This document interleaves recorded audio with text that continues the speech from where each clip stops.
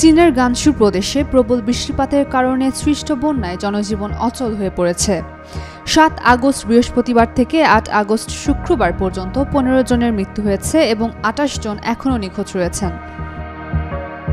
প্রদেশটির বন্যা নিয়ন্ত্রণ ও খরা প্রতিরোধ সদর দপ্তরের বরাত দিয়ে সংবাদ মাধ্যম সিনহুয়া এই তথ্য নিশ্চিত করেছে।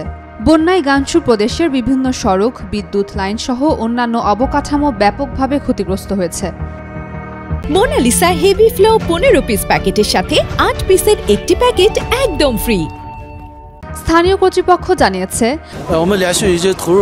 ওয়ানজিয়াজুয়াং গ্রামের জিংলং পর্বত থেকে শুরু করে চেংগুয়ান টাউনশিপের জিয়াকোর মধ্যবর্তী S104 হাইওয়ের একাধিক অংশ এবং জিংহুয়াং সড়ক মারাত্মকভাবে ক্ষতিগ্রস্ত হয়েছে। ক্ষতিগ্রস্ত মোট সড়কের দৈর্ঘ্য প্রায় 40 কিলোমিটার। বন্যার কারণে সড়কগুলো বন্ধ থাকায় স্থানীয়দের যাতায়াত ও ত্রাণ কার্যক্রমও বিঘ্নিত হচ্ছে।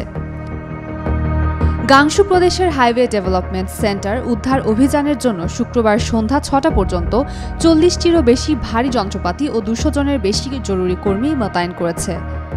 এরই মধ্যে S104 হাইওয়ের ৩টি ক্ষতিগ্রস্ত অংশ এবং জিংহুয়াং সড়কের ৪টি অংশ সংস্কার করা হয়েছে বলে জানা গেছে। স্থানীয় প্রশাসনও বন্যা পরিস্থিতি নিয়ন্ত্রণ ও উদ্ধার কাজে তৎপর রয়েছে। মেরুমান ক্রান্তি, Daily Sun. For more updates, follow us on Facebook. Subscribe our YouTube channel. Get the latest update on www.daily-sun.com.